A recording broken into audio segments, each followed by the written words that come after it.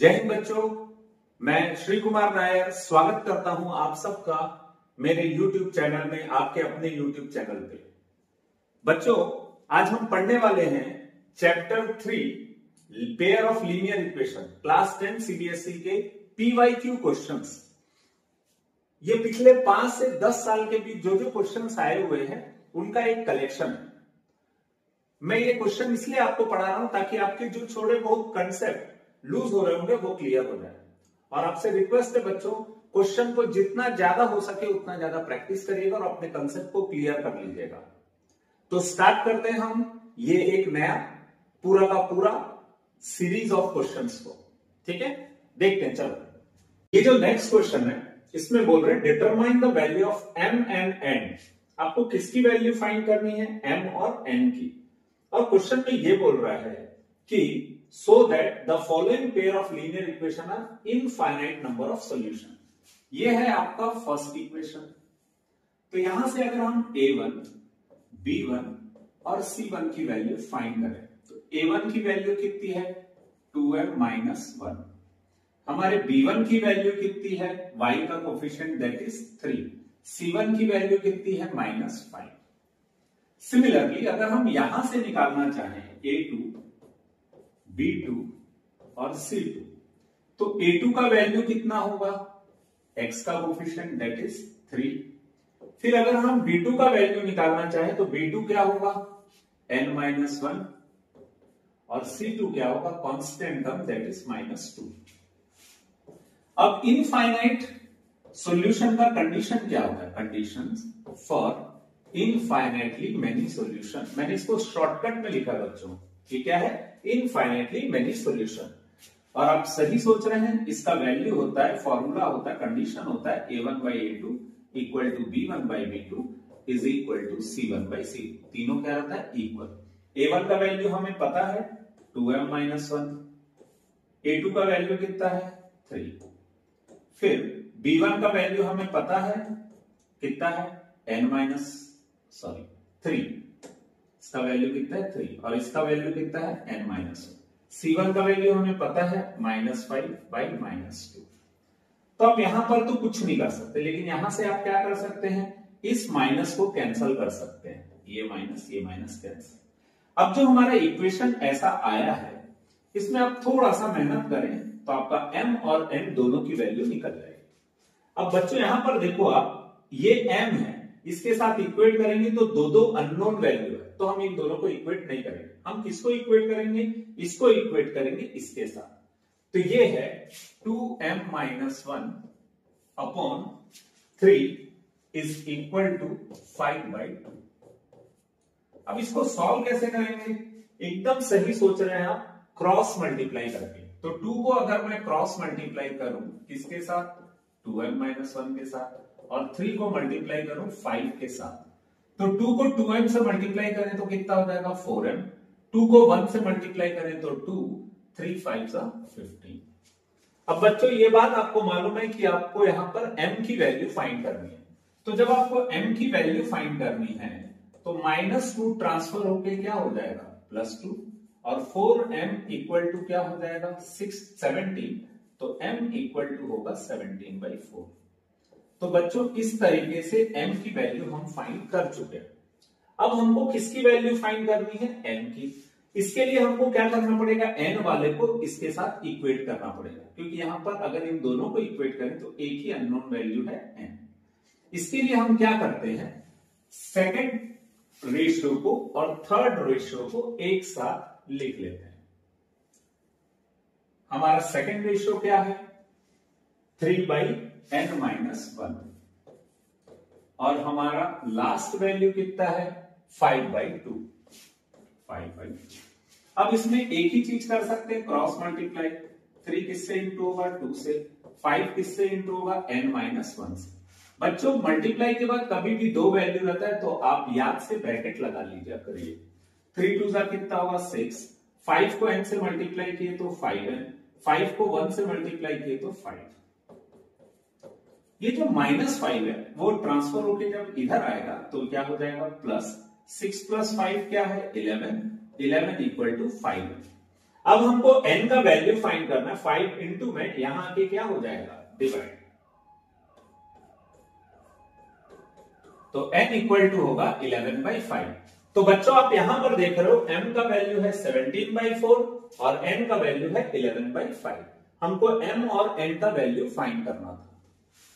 अब अगर हम क्वेश्चन नंबर 22 को नोटिस करते हैं तो इसमें देखिए आपको अगेन क्या फाइंड करने बोल रहा है, find the value of alpha and beta. Alpha और बीटा की वैल्यू फाइंड करनी है। ये क्या है आपका फर्स्ट इक्वेशन।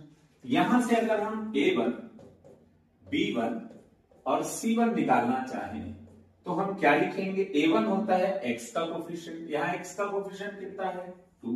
b1 क्या होता है y का कोफिशिएंट, c1 क्या होता है कांस्टेंट टर्म, कांस्टेंट टर्म कितना है 7। सिमिलरली ये है हमारा सेकंड इक्वेशन। अगर हम यहां से a2, b2, c2 निकालना चाहें तो हमको क्या करना पड़ेगा, x, y और कांस्टेंट टर्म को कंसीडर करना पड़ेगा। तो यहां पर a2 का वैल्यू कितना होगा 2a, a2 का वैल्यू कितना है 2a, b2 का वैल्यू कितना होगा a प्लस b और C2 का वैल्यू होगा 28। अब यहां से कंडीशन फॉर मेनी सॉल्यूशन, अगर आपको मेनी सॉल्यूशन फाइंड करना है तो उसका कंडीशन क्या है, कंडीशन फॉर मेनी सॉल्यूशन। तो मेनी सॉल्यूशन का कंडीशन होता है a1/a2 is equal to b1/b2 is equal to c1/c2। तो हम यहां से क्या करेंगे, वैल्यू को पुट करते हैं। a1/a2 का वैल्यू कितना है 2/2a, b1/b2 का वैल्यू कितना है 3 divided by a plus b, c1/c2 का वैल्यू कितना है 7/28। आप चाहो तो इसमें थोड़ा सा मेहनत और कर सकते हो, ये 2 और ये 2 कैंसल होगा तो कितना आ जाएगा 1/a। यहां पे 3 और a प्लस b कैंसल नहीं होगा तो इसको एज इट इज नोट कर लेते हैं। और आप देखेंगे यहां पे 7 और 28 है, इनको कैंसिल करेंगे तो कितना आ जाएगा 1/4। बच्चों इसमें कई लोगों से ये गलती होती है कि अगर इसको कैंसिल करते हैं 4 दिखता है तो यहां डायरेक्ट 4 लिख देते हैं, लेकिन 4 नहीं लिखना है, 4 नीचे है, इसीलिए हमको क्या लिखना पड़ेगा 1/4। अब यहां से हमको a का वैल्यू फाइंड करना और b का वैल्यू फाइंड करना है। हमारे लिए सबसे इजी होगा जब a का वैल्यू फाइंड करना है तो ये फर्स्ट वाले को और थर्ड वाले को कंपेयर कर देते हैं। तो 1/a इक्वल टू कितना होगा 1/4।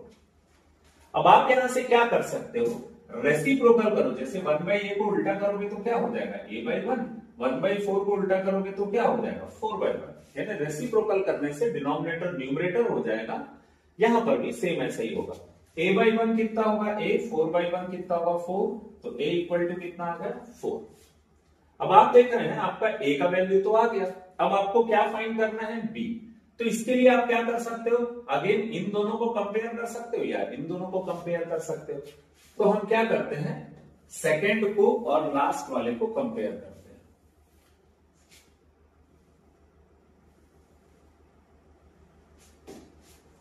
सेकंड वैल्यू क्या है हमारा 3/a प्लस b और लास्ट वैल्यू क्या है हमारा 1/4।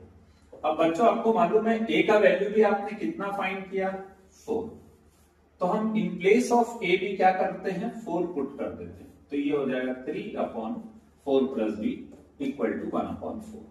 4 3 से मल्टीप्लाई होगा तो कितना होगा 12, 4 प्लस b 1 से मल्टीप्लाई होगा तो कितना होगा 4 प्लस b, प्लस 4 इधर आके क्या हो जाएगा -4।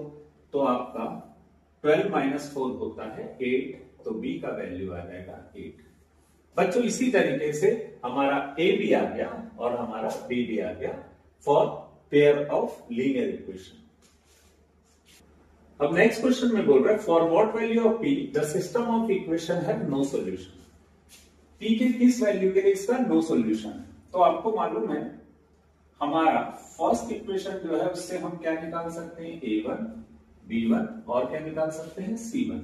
a1 का वैल्यू क्या होगा x का coefficient that is 2p - 1, b1 क्या होगा y का कोफिशिएंट दैट इज p - 1 और c1 क्या होता है कांस्टेंट टर्म 2p + 1। तो हमने a1, b1, c1 फाइंड कर लिया। अब बच्चों हम जब सेकंड इक्वेशन को देखेंगे तो सेकंड इक्वेशन थोड़ा सा ट्रिकी है। इसके लिए हमको थोड़ा सा दिमाग लगाना पड़ेगा। क्वेश्चन में क्या किया है, यहाँ पे x पहले रहता है, फिर y रहता है, फिर कांस्टेंट टर्म रहता है। इसने थोड़ा सा घुमाने की कोशिश की है। तो बच्चों हमको ट्रैप में फंसना नहीं है, हमको पहले क्या लिखना है x, फिर क्या लिखना है y, और इस फॉर्मेट में उसको लिखना है जहां कांस्टेंट टर्म इक्वल टू के इस तरफ रहता है ना, राइट हैंड साइड में रहता है। यहां -1 लेफ्ट हैंड साइड में, तो इसको ट्रांसफर करेंगे तो +1 हो जाएगा। अब ये हो गया हमारा सेकेंड इक्वेशन। और जब हमारा सेकेंड इक्वेशन आ गया तो वहां से हम किसका वैल्यू फाइंड कर सकते हैं, a2, b2 और c2 का। a2 का वैल्यू कितना होगा 3, b2 क्या होता है y का कोफिशिएंट, y का कोफिशिएंट कितना है 1, c2 भी क्या होगा 1। अब यहां पर आपको क्या फाइंड करना है, condition for no solution, condition for no solution. और आपको मालूम है नो सॉल्यूशन का कंडीशन क्या होता है, a1 by a2 is equal to b1 by b2 but not equal to c1 by c2। तो हम a1 का वैल्यू पुट करते हैं 2p minus 1, a2 का वैल्यू पुट करते हैं 3, b1 का वैल्यू पुट करते हैं p minus 1 और b2 का वैल्यू पुट करते हैं 1। c1 है हमारा 2p plus 1 और c2 है हमारा 1। तो बच्चों यहां पर अब हम क्या करेंगे, इन दोनों इक्वेशन को, इन दोनों वैल्यूज को, रेशियोज को हम पहले क्या करते हैं, कंपेयर करते हैं। उसके लिए हम क्या करेंगे, इसको थोड़ा सा मिनिमाइज कर देते हैं।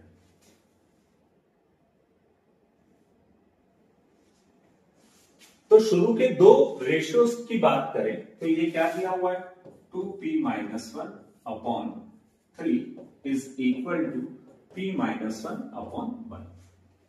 अब ये जो क्वेश्चन है इसमें बीच में इक्वल टू दिया है, तो क्रॉस मल्टीप्लाई करते हैं, 1 से 2p minus 1 को मल्टीप्लाई करेंगे तो कितना आ जाएगा 2p minus 1। 3 से हम जब p minus 1 को मल्टीप्लाई करेंगे तो ये क्या हो जाएगा, 2p minus 1 is equal to 3 को p से मल्टीप्लाई किए 3p, 3 से 1 को मल्टीप्लाई किए तो 3। अब बच्चों यहां से हमको p का वैल्यू फाइंड करना है, ये है 3p, ये है 2p, तो 3p के पास 2p आ जाएगा, प्लस 2p इधर आके क्या होगा -2p। सिमिलरली ये जो -3 है वो इधर आके क्या हो जाएगा +3 और ये है -1। 3 - 1 कितना होगा 2 और 3p - 2p कितना हो जाएगा p। तो p का वैल्यू अगर 2 रहेगा तो इक्वेशन क्या शो करेगा, नो सॉल्यूशन। ठीक है,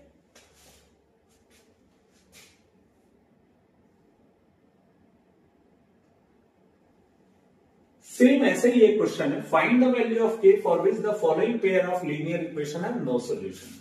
अगेन ये है हमारा कौन सा इक्वेशन, फर्स्ट इक्वेशन।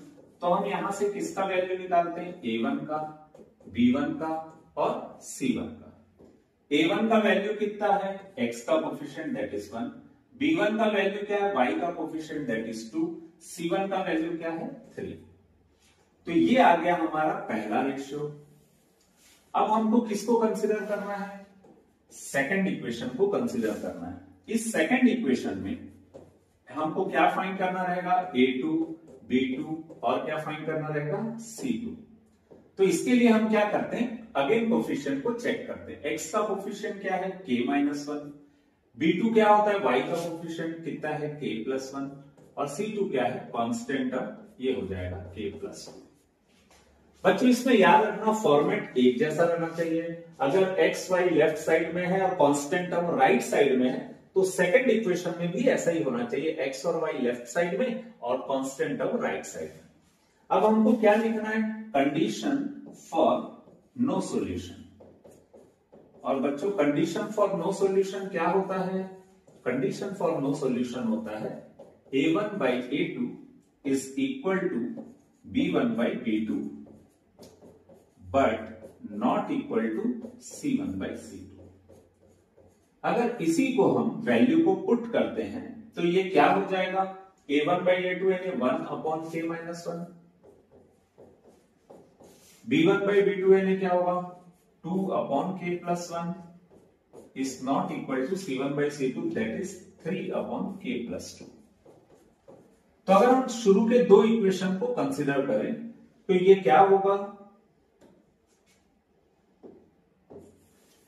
हम इसको मिनिमाइज कर लेते हैं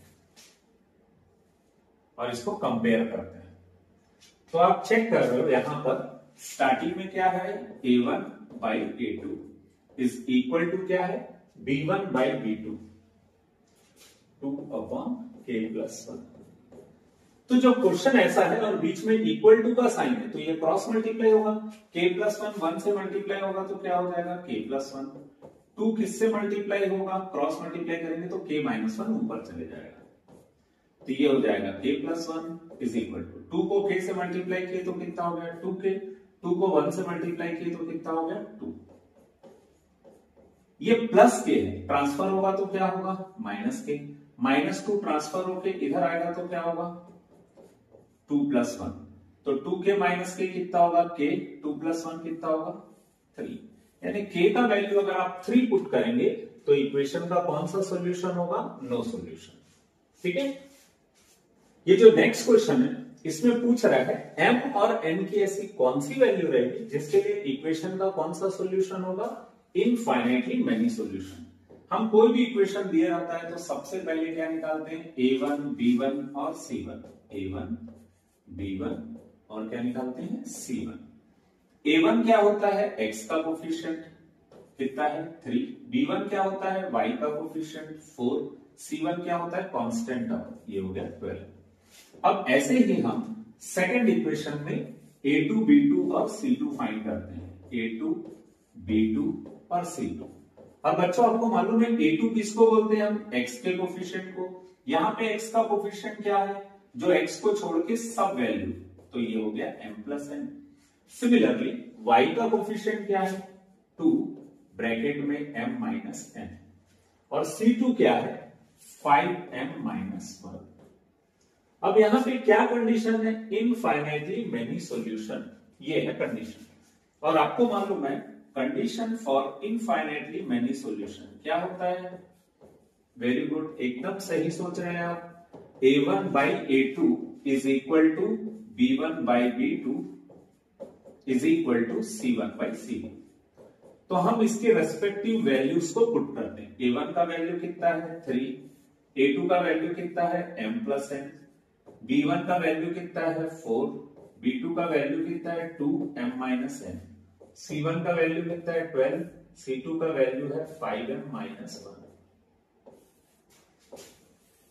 ठीक, अब यहां पर हमको सॉल्व करने के लिए हम कोई भी दो इक्वेशन को कंसिडर कर सकते हैं।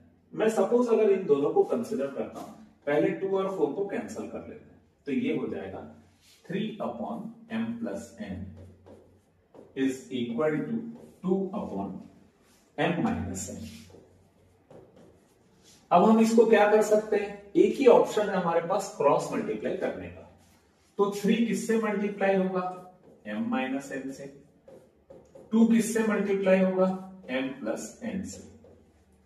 जब मैं 3 को m से मल्टीप्लाई किया तो क्या होगा 3m, 3 को n से मल्टीप्लाई किया तो क्या होगा 3m, 2 को m से मल्टीप्लाई किया तो 2m, 2 को n से मल्टीप्लाई किया तो 2m।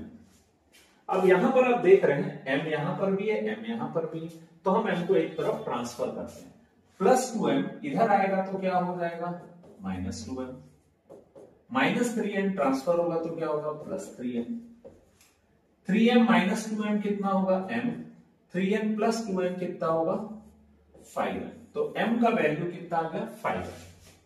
अब हमारे पास एक वैल्यू तो आ गया है पर एग्जैक्ट वैल्यू नहीं आया, न्यूमेरिकल वैल्यू नहीं आया, एक रिलेशन आया है m और n के बीच में। तो हम क्या करते हैं, फिर किसी दो इक्वेशन को कंसिडर करते हैं। अब मैं सोच रहा हूं इन दोनों को कंसिडर कर लेते हैं, ठीक है। तो जब इन दोनों को कंसिडर करेंगे सेकंड और लास्ट वैल्यू को, तो ये क्या हो जाएगा,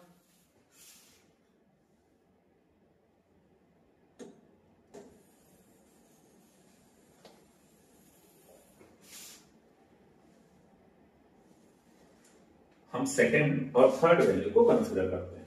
सेकंड वैल्यू क्या है हमारा 2/m-n और थर्ड वैल्यू क्या है हमारा 12/5m-1। यहां पर आप देख रहे हो बच्चों, ये 2 है और ये 12 है, 2 के टेबल में 12 आता है तो हम इसको कैंसल आउट कर सकते हैं, अब ये बन गया 1/m minus n equal to 6/5m minus 1। अब बच्चों हमारे पास एक ही चारा है इसको क्रॉस मल्टीप्लाई करने का, तो जब हम इसको क्रॉस मल्टीप्लाई करते हैं तो 1 किससे मल्टीप्लाई होगा 5m माइनस 1 से, और 6 किससे मल्टीप्लाई होगा m माइनस n से। यहां पर 1 इंटू कुछ भी क्या आता है कुछ भी, तो 5 और 6 को m से या हम ऐसा भी कर सकते हैं, m का वैल्यू हमने कितना फाइंड किया था 5m, तो यहां पे m की जगह हम क्या पुट करते हैं 5m, और यही सेम चीज हम यहां पर भी कर सकते हैं। ये जो 5m है तो m की जगह पे अपन क्या पुट कर सकते हैं 5m, 6 5m से मल्टीप्लाई होगा, और सॉरी ऐसा भी कर सकते हैं 6 इंटू 5n माइनस n कितना होगा 4n। 5 को जब मैं 5n से मल्टीप्लाई करूंगा तो ये कितना हो जाएगा 25n। फिर 5 को मैं 1 से मल्टीप्लाई करूंगा तो कितना होगा 5, 6 को 4n से मल्टीप्लाई करूंगा तो कितना हो जाएगा 24n। अब बच्चों यहां से हमको n की वैल्यू फाइंड करनी है, तो हमारे पास इसको सॉल्व करना एकदम सिंपल तरीके से हो सकता है। प्लस 24n इधर आके क्या होगा माइनस 24n, माइनस 5 ट्रांसफर होकर क्या हो जाएगा प्लस 5, 25 माइनस 24 कितना होगा 1n, तो n इक्वल टू कितना होगा 5। तो आप देख रहे हैं बच्चों यहां से आपका n का वैल्यू कितना आ गया 5। अब हमारे लिए m फाइंड करना बहुत ही सिंपल हो गया, क्योंकि m इक्वल टू कितना होता है 5n, और हम n की जगह क्या पुट कर सकते हैं 5, तो m हो जाएगा हमारा 5 इंटू 5 दैट इज 25। तो इस तरीके से आप m और n की वैल्यू फाइंड कर सकते हैं। नेक्स्ट क्वेश्चन है, determine graphically whether the following pair of linear equation has unique solution, infinitely many solution और नो सॉल्यूशन। हमको इसको किस में बनाना है ग्राफ में बनाना है। ग्राफ में बनाने से पहले हम इसको सिंप्लीफाई कर लेते हैं। अगर हम इसको सिंप्लीफाई कर लेते हैं, इसके टेबल बनाते हैं, तो 3x minus Y equal to क्या दिया हुआ है 7। हम अगर y का कुछ वैल्यू लेते हैं, सपोज मैं y का वैल्यू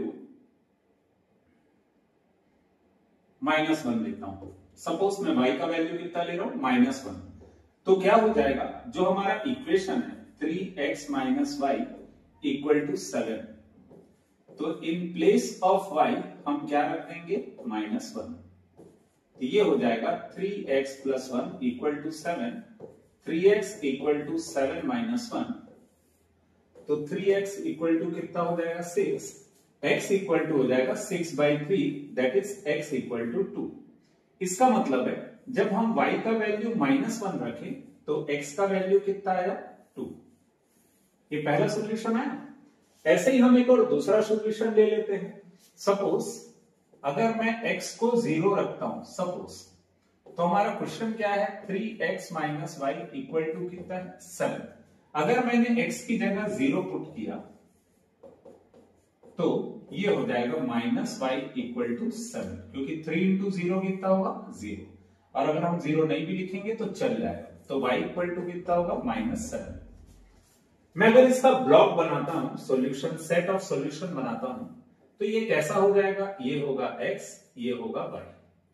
अब यहां पर x का वैल्यू मैंने क्या लिया, x का वैल्यू 2 लिया, y कितना है -1, या x का वैल्यू मैंने 0 लिया तो y कितना है -7। अब हमारे पास ये एक सेट ऑफ सॉल्यूशन हो गया, pair of set of solution हो गया। किसके लिए हो गया, इस फर्स्ट इक्वेशन के लिए हो गया। अब हमको किसके लिए सॉल्व करना रहेगा, सेकंड इक्वेशन के लिए। तो सेकंड इक्वेशन के लिए भी हम दो सेट ऑफ सॉल्यूशन लेंगे, पेयर ऑफ सॉल्यूशन लेंगे, और उसको फिर उसके बाद ग्राफ में प्लॉट करेंगे। यहां पर 2x plus 5y plus 1 equal to कितना है 0। अगर मैं y की वैल्यू -1 लेता हूं तो क्या हो जाएगा 2x plus 5, in place of y में क्या पुट कर दिया -1, तो ये क्या हो जाएगा 2x minus 5 plus 1 equal to 0। ये हो जाएगा 2x minus 4 equal to 0, 2x equal to 4, तो x इक्वल टू कितना आ जाएगा 4/2, दैट इज 2। हमारा एक सेट ऑफ सॉल्यूशन आ गया।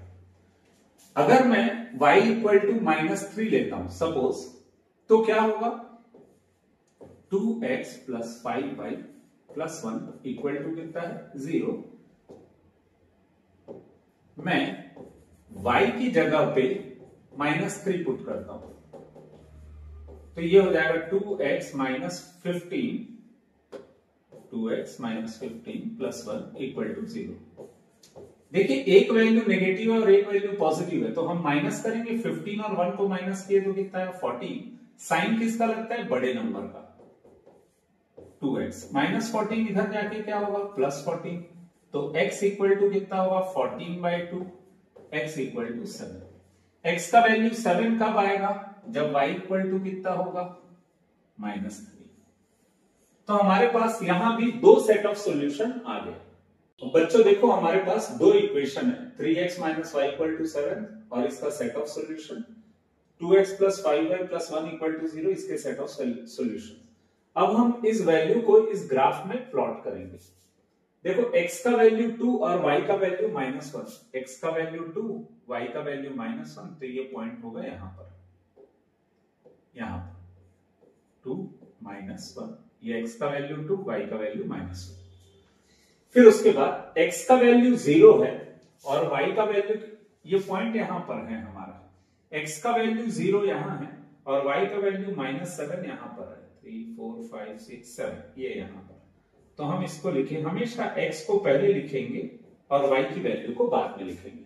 अब आप देख रहे हैं हमारे पास यहां पर दो पॉइंट है, इन दोनों को ज्वाइन करेंगे तो किसका सॉल्यूशन ग्राफ बनेगा 3x minus Y equal to 7 का।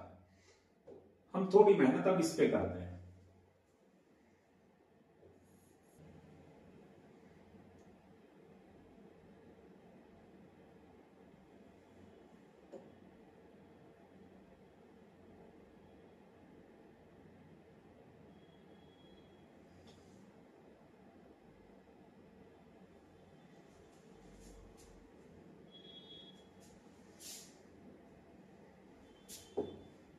ये आ गया हमारा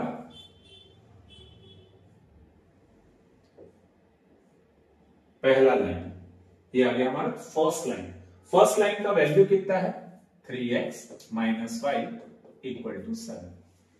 अब हमको ड्रॉ करना है second line, 2x plus 5y plus 1 equal to 0।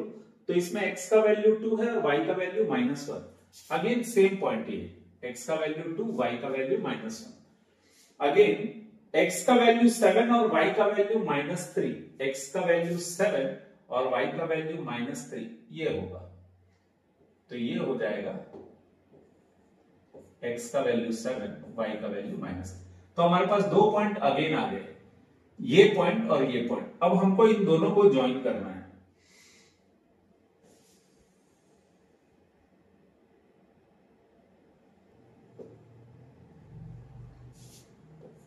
तो हमारा सेकंड इक्वेशन आ गया ये है 2x plus 5y plus 1 equal to 0।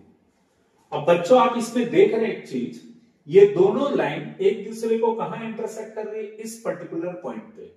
तो ये कौन सा सॉल्यूशन होगा, यूनिक सॉल्यूशन। आपको क्वेश्चन में पूछा था ये क्या रिप्रेजेंट कर रहा है, ये रिप्रेजेंट कर रहा है इंटरसेक्टिंग लाइंस यानी यूनिक सॉल्यूशन। और इसका सॉल्यूशन होगा जहां पे ये इंटरसेक्ट कर रहे हैं। किस पॉइंट पे इंटरसेक्ट कर रहे हैं, x का वैल्यू 2 और y का वैल्यू -1। तो इसका सेट ऑफ सॉल्यूशन क्या होगा, x का वैल्यू 2 और y का value -1। This is the set of solution for the pair of linear equation.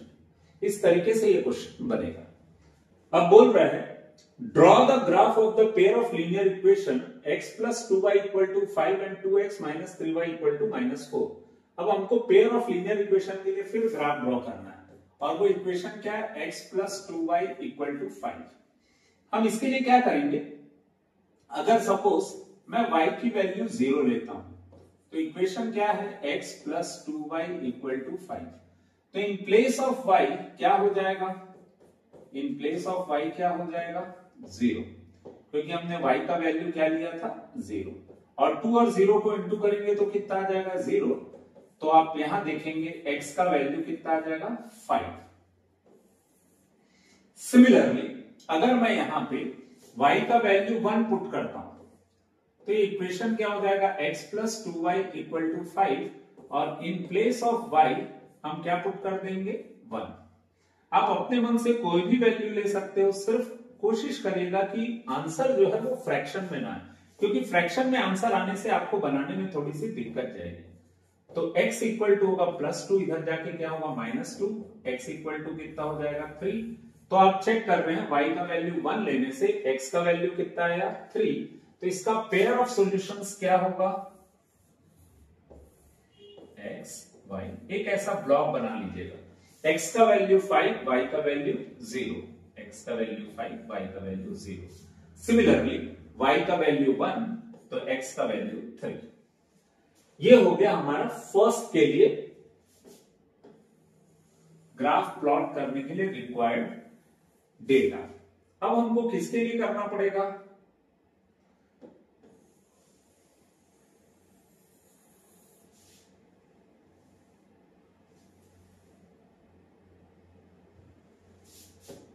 अब हम सेकेंड लाइन के लिए सॉल्व करते हैं। 2x minus 3y equal to -4।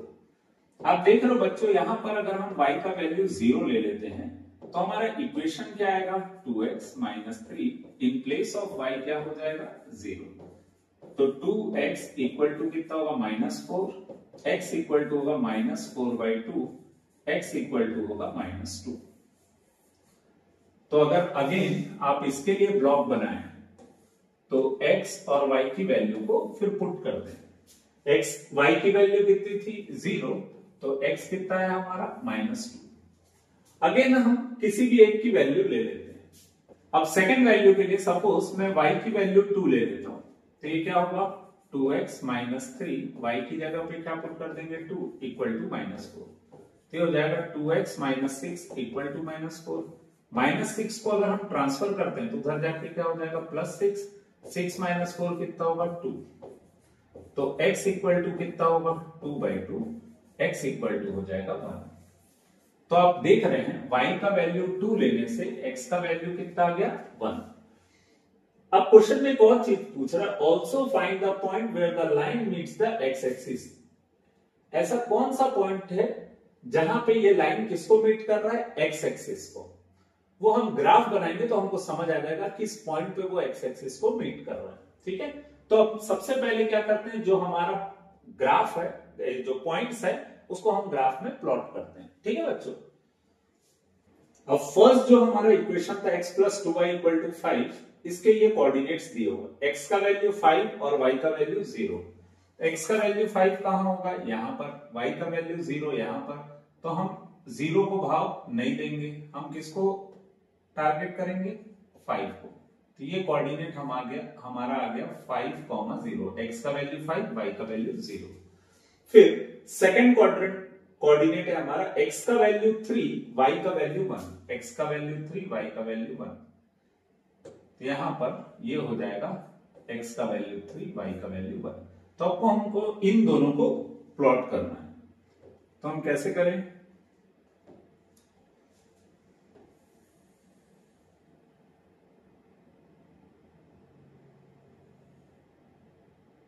ये हो गया हमारा पहला ग्राफ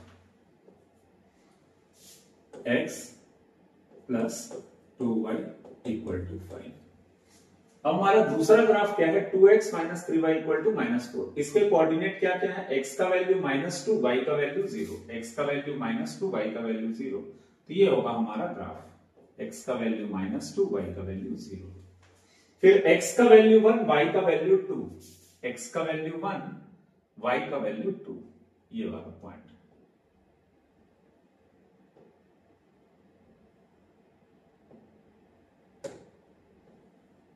x का वैल्यू 1, y का वैल्यू 2।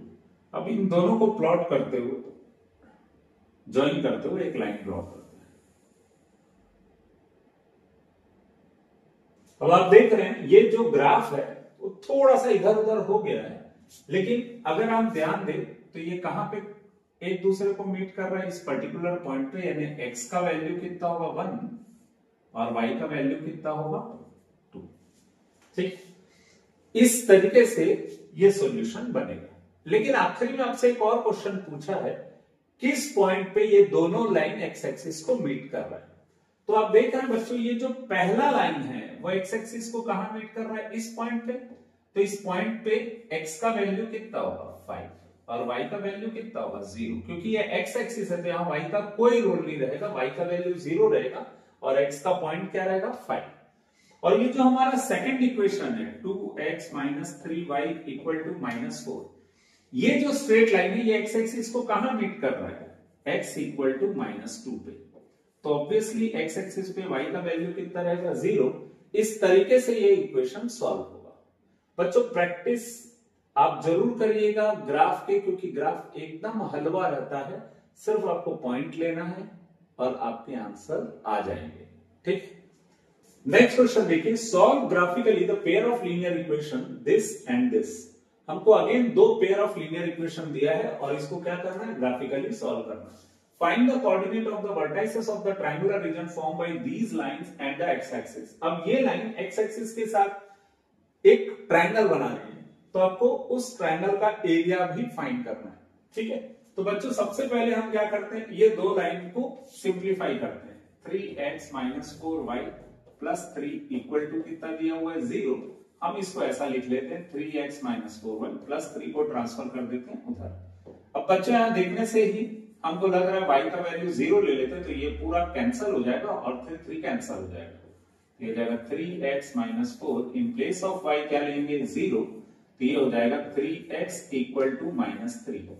x इक्वल टू कितना होगा -3/3, x इक्वल टू होगा -1।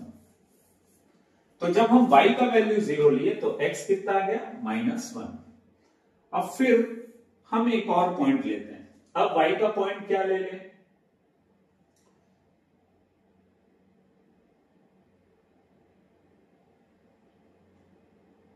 y का वैल्यू सपोज हम 3 ले लेते हैं। y का वैल्यू क्या ले लेते हैं 3। तो इक्वेशन क्या हो जाएगा 3x minus 4y equal to -3 है।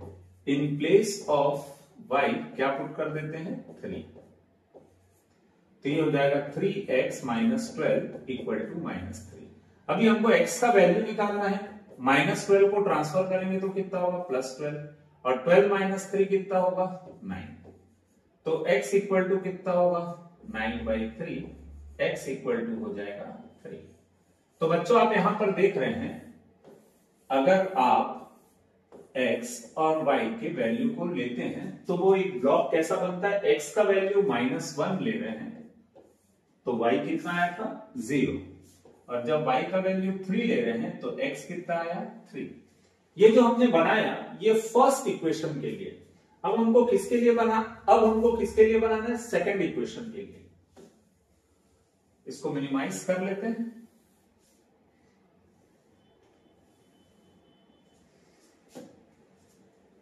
नेक्स्ट है 3x plus 4y minus 21 equal to 0। पहले कांस्टेंट टर्म को उधर भेज देते हैं, तो 3x plus 4y equal to 21। Suppose मैं y की वैल्यू 0 लेता हूं तो क्या हो जाएगा, y की वैल्यू 0 लेने से जहां पे y है वहां पे हम क्या पुट कर सकते हैं 0, तो हो जाएगा 3x plus 0 equal to 21।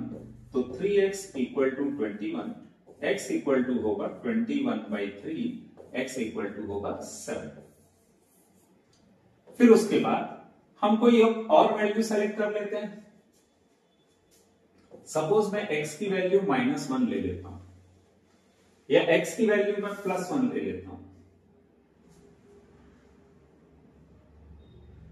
Suppose मैंने x की वैल्यू -1 ली तो ये क्या हो जाएगा 3x plus 4y equal to 21।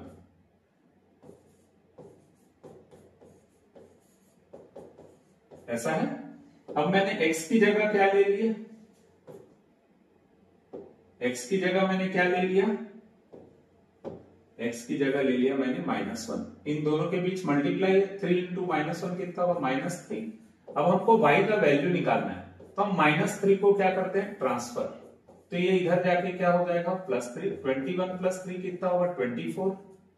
तो y इक्वल टू कितना होगा 24/4, तो y इक्वल टू हो जाएगा 6। यहां पे आप x और y का वैल्यू पुट करते हैं। x का वैल्यू 7, y का वैल्यू 0, x का वैल्यू 7, y का वैल्यू 0। अब यहां पे x का वैल्यू -1 और y का वैल्यू आ जाएगा 6। इस तरीके से हमने दोनों इक्वेशन के लिए कोऑर्डिनेट कंसीडर कर लिया। अब हमको क्या करना है, इसको सिंप्लीफाई करना है। देखते हैं अब इसको ग्राफ में कैसे ये बनता है। अब इस ग्राफ पे हमको इन दो इक्वेशंस को क्या करना है, रिप्रेजेंट करना है। x का वैल्यू -1 और y का वैल्यू 0। x का वैल्यू -1 यहां पे आएगा, y का वैल्यू 0, तो हमारा कोऑर्डिनेट ये हो जाएगा, ये होगा हमारा कोऑर्डिनेट। x का वैल्यू -1, y का वैल्यू 0। ये x का वैल्यू है और ये y का वैल्यू है, तो 0 को हम भाव नहीं देते, हम भाव किसको देंगे, जो 0 नहीं है। ठीक है, फिर x का वैल्यू 3, y का वैल्यू 3। x का वैल्यू 3 ये है, y का वैल्यू 3 ये है, तो दोनों की मुलाकात कहां होगी, यहां पर। तो ये कोऑर्डिनेट होगा 3 3। अब हम इन दोनों पॉइंट को क्या कर लेते हैं, ज्वाइन कर लेते हैं, तो हमारा ग्राफ बन जाएगा। ठीक है, इस लाइन का इक्वेशन क्या है, 3x - 4y + 3 = 0। अब हमको क्या ड्रॉ करना है, ये सेकंड लाइन के पॉइंट्स को प्लॉट करना है। x का वैल्यू 7, y का वैल्यू 0। x का वैल्यू 7 और y का वैल्यू 0, तो अपन किसको नोट करेंगे, किस पे पॉइंट करेंगे, x की वैल्यू 7 पे, क्योंकि y की वैल्यू क्या है, 0। देन x की वैल्यू -1 और y की वैल्यू 6। x की वैल्यू -1 ये है, y की वैल्यू 6 ये है, तो हमारा पॉइंट यहां आएगा, x का वैल्यू -1, y का वैल्यू 6। अब बच्चों हम क्या करेंगे, ये हमारा एक पॉइंट है और ये हमारा दूसरा पॉइंट है, हम दोनों पॉइंट को क्या कर लेते हैं, ज्वाइन कर लेते हैं।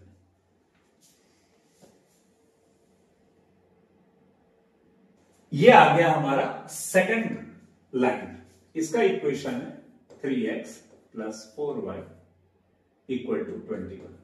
अब बच्चों आप देख रहे हो ये दोनों ग्राफ कहां मीट कर रहा है, इस पर्टिकुलर पॉइंट पे। तो इसका सॉल्यूशन क्या होगा, x का वैल्यू 3 और y का वैल्यू 3। ये हो गया हमारा ग्राफ।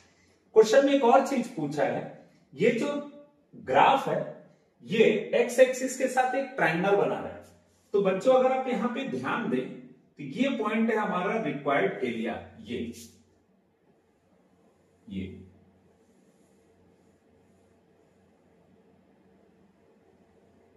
ये होगा हमारा ट्रायंगल।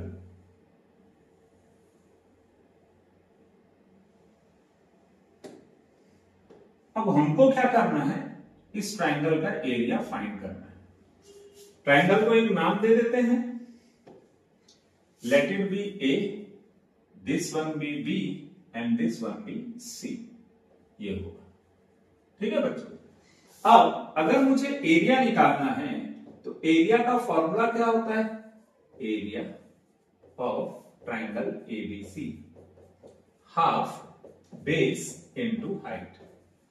तो बच्चों आपका सोचना एकदम सही है, बेस क्या होगा हमारा, बीसी, बेस क्या होगा हमारा, बीसी, और हाइट क्या होगा हमारा, ये होगा हाइट। सपोज मैंने इसको क्या नाम दे दिया, एडी। तो बीसी कैसे निकलेगा, बीसी का मतलब होता है बी से लेकर सी तक का लेंथ। आपको मालूम है ये लेंथ कितना है, 7, और ये लेंथ कितना है, डायरेक्शन भले -1 है लेकिन इसका लेंथ कितना है, 1, तो टोटल लेंथ कितना होगा, 7 + 1 दैट इज 8। क्लियर है क्या बच्चों आपको, हमको बेस कहां से कहां तक लेना है, बी से लेकर सी तक। आप देख रहे हैं ये जो ओरिजिन है यहां से सी तक का वैल्यू कितना है, 7, और ये वैल्यू क्या होगा, 1। भले इसका डायरेक्शन नेगेटिव है लेकिन इसका लेंथ कभी भी नेगेटिव नहीं होगा, तो 7 + 1 कितना हो जाएगा, 8। तो बेस हो गया हमारा 8। अब हाइट की बात करें तो ये होगा हाइट, हाइट का वैल्यू कितना होगा, ये 2 और ये 4, इसके बीच में 3, तो हाइट होगा हमारा 3। तो बच्चों अगर हम इसको कैंसिल करें तो इसका आंसर कितना आएगा, 12 स्क्वायर यूनिट। इस तरीके से आपका ये क्वेश्चन भी सॉल्व हो गया। बच्चों इन क्वेश्चन को आप अच्छे से करिएगा, एकदम इजीली आपसे बन जाएंगे। हो सकता है पहली बार आप बनाएंगे तो आपको टफ लगे, पर जब आप प्रैक्टिस करते जाएंगे तो ये क्वेश्चन इजी लगेगा। और ऐसे ही क्वेश्चन आते हैं लीनियर इक्वेशन में। तो बच्चों इन क्वेश्चन को प्रैक्टिस करिएगा। All the best.